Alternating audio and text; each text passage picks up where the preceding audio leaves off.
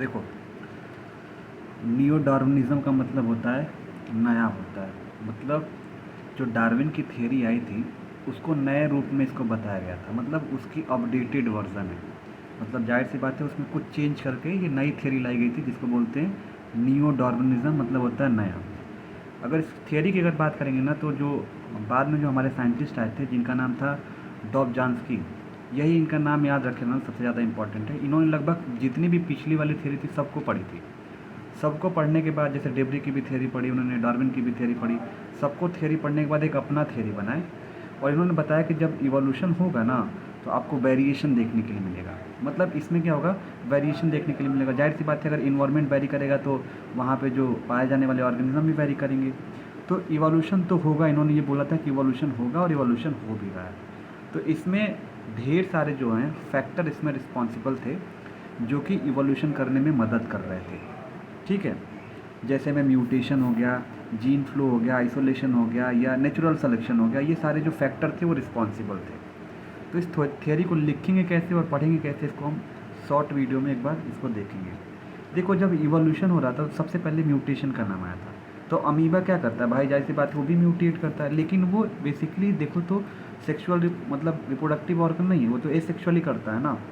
तो अमीबा में जाहिर सी बात है अगर सेक्सुअली अगर नहीं हो रहा है तो वेरिएशन नहीं होगा। तो कहीं ना कहीं जब वेरिएशन होगा तभी तो हमें चेंजेस देखने को मिलेंगे। तो आओ सबसे पहले हम लोग न्यू डार्विनिज्म की थियरी को देखते हैं कि इसके अंदर क्या क्या प्रोसेसेस होती हैं। ठीक है, तो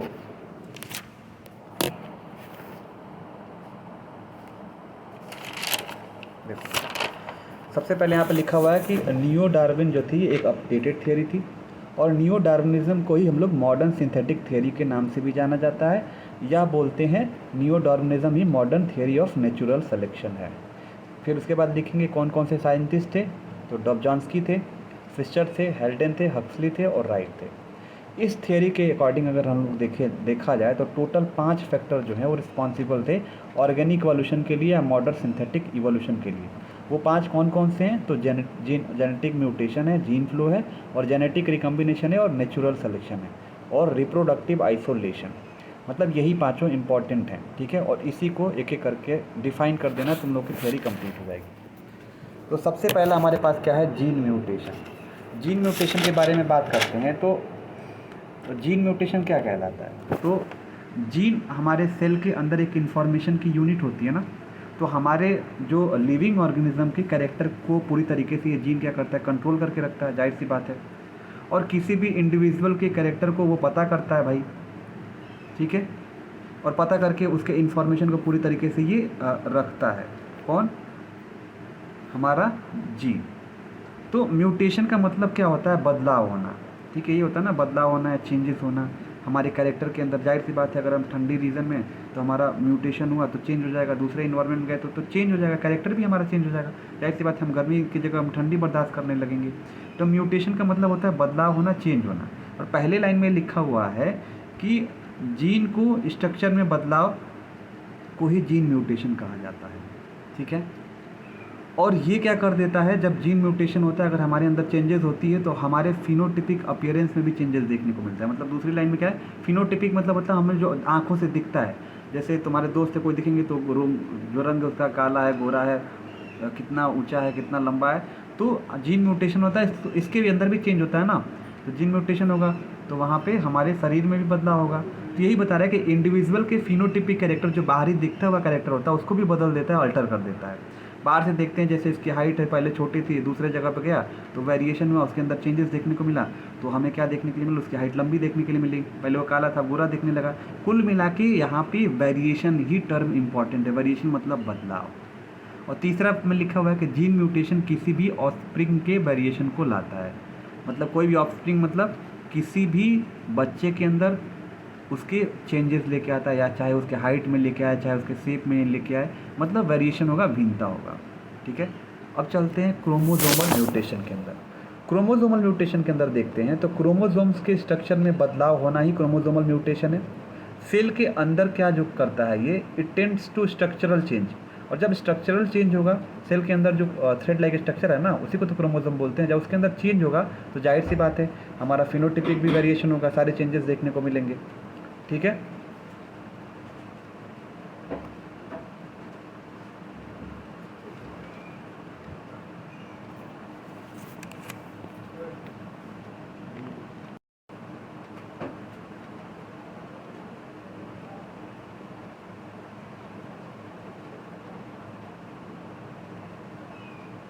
ठीक है, अब देखते हैं क्या, ये था हमारा क्रोमोसोमल म्यूटेशन। अब आते हैं रिकम्बिनेंट, जो जेनेटिक रिकम्बिनेशन क्या होता है, ये क्या करता है।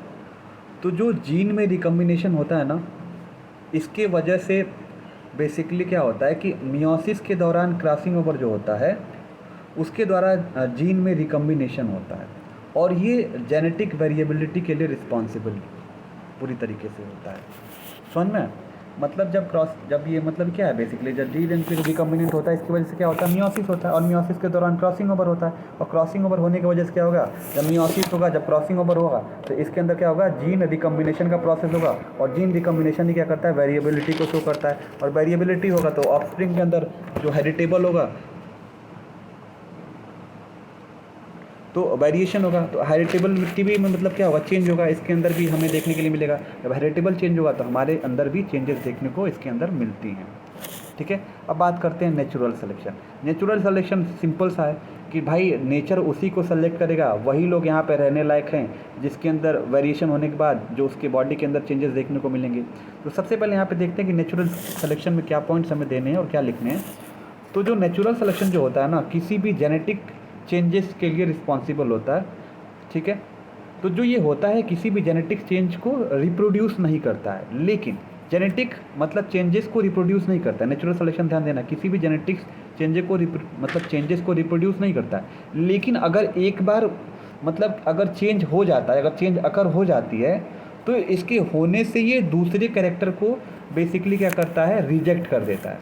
मतलब कहने का मतलब क्या है कि नेचुरल सिलेक्शन के अंदर जेनेटिक चेंज को रिप्रोड्यूस नहीं करता है, लेकिन एक बार चेंजेस अगर हो जाता है तो उसको रखता है, और बाकी चीज़ें जो होती हैं इसके अंदर, बाकी जो कैरेक्टर होते हैं उसको रिजेक्ट कर देता है। तो जो कुछ जेनेटिक चेंज हो जो चेंजेस हुई हैं उसको ये सपोर्ट करता है, और बाकी को जो क्या करता है, ये बाकी जो इन्वायरमेंट लायक नहीं होती हैं इनको मतलब ये पूरी तरीके से सेलेक्ट नहीं करता है, इसको रिजेक्ट कर देता है। तो यानी कि जो इस इन्वायरमेंट पर रहने लायक होता है, नेचुरल किसको सेलेक्ट करता है, जाहिर सी बात है रिप्रोड्यूस हो गया, रिप्रोड्यूस होने के बाद बेसिकली जो इसमें रहने लायक होता है उसको मतलब इस इन्वायरमेंट में रहता है। बाकी चीज़ें क्या होती हैं, बाकी जो प्लांट वगैरह हो गए, एनिमल वगैरह क्या होते हैं, उनकी डेथ हो जाती है। तो इसी तरीके से नेचुरल सिलेक्शन को एक्सप्लेन करोगे। ठीक है, ये लिखा है ये इसमें लिखा हुआ है कि natural selection does not refer any genetic change, लेकिन अगर एक बार जेनेटिक चेंज हो जाती है, अगर हो जाती है तो उसको फेवर भी करता है, और बाकी चीज़ें जो फेवर किया है वो उस इन्वायरमेंट में रहने लायक होती हैं, अब बाकी चीज़ें जो फेवर नहीं करता है उसको रिजेक्ट कर देता है। Hence it is considered as driving force of evolution. इसके अंदर कुछ मतलब कि कुछ फॉलोइंग कंडीशन है, जैसे कि म्यूटेशन इक्विलिब्रियम होगा, रैंडम मैटिंग होता है, equal chance of all genotype, मतलब इक्वल चांस होता है सभी जीनोटाइपिक, ताकि उस इन्वायरमेंट में रह सकें। भाई जो नहीं रहने लायक होंगी वो ऑलरेडी क्या हो जाती है, रिजेक्ट हो जाती हैं, बाहर चली जाती हैं। इसको एक ग्राफ से दिखा दोगे कि मान लो कोई पॉपुलेशन है, उसकी जनसंख्या बढ़ रही है तो ओवर पॉपुलेशन होगा, और उस इन्वायरमेंट में रहने लायक होगा तो वेरिएशन होगा। जाहिर सी बात है ओवर पॉपुलेशन होगा तो हमें स्ट्रगल ऑफ एग्जिस्टेंस होगा। जाहिर सी बात है ज़्यादा पॉपुलेशन होगा तो भाई रहने के लिए एक दूसरे में लड़ाई करेंगे ना, भोजन की कमी होगी। तो इस तरीके का प्रोसेस यहाँ पे होता है, और जो इस चीज़ में स्ट्रगल कर जाता है, जो चीज़ें मतलब उनको सारी चीज़ें मिल जाती है, स्ट्रगल कर लेता है, तो वो उस इन्वायरमेंट में रहने लायक होता है, इसीलिए और उस ऑर्गेनिज्म का इवोल्यूशन इसके अंदर हो जाता है। अब बात करते हैं आइसोलेशन के बारे में। यहाँ पे क्या होता है आइसोलेशन में कि किसी भी पॉपुलेशन के बीच में यहाँ पे जीन का एक्सचेंज नहीं होता है। ठीक है, इसी को बोलते हैं रिप्रोडक्टिव आइसोलेशन। जाहिर सी बात है एक्सचेंज हो जाएगा, तो सेम तरीके की स्पीसीज़ मिलेंगी ना, और जब सेम तरह की स्पीसीज़ मिलेंगी तो क्या होगा कि हमें मालूम ही नहीं चलेगा कौन इस इन्वायरमेंट के लिए फिट है, कौन इस इन्वायरमेंट के लिए फिट नहीं है। तो इसीलिए बता रहा है कि इसके अंदर जीन एक्सचेंज नहीं होता है, और जीन एक्सचेंज नहीं होता है इसकी वजह से क्या होता है, उस इन्वायरमेंट में जो रहने लायक होता है वो वही रहता है, आइसोलेट होकर बचता है, और जो रहने लायक नहीं होता है वो रिजेक्ट हो जाता है। ठीक है, it play great role in rise of new species.